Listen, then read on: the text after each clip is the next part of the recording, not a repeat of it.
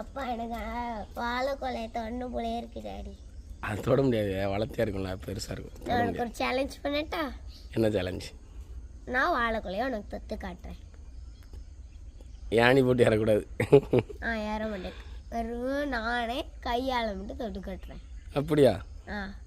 ஆனால் அந்த சேலஞ்ச் பண்ணால் எனக்கு ஒன்று வாங்கி தரணும். என்னது? ஐஸ்கிரீம். சரி, ஓகே. தொட முடியாதியா? வா.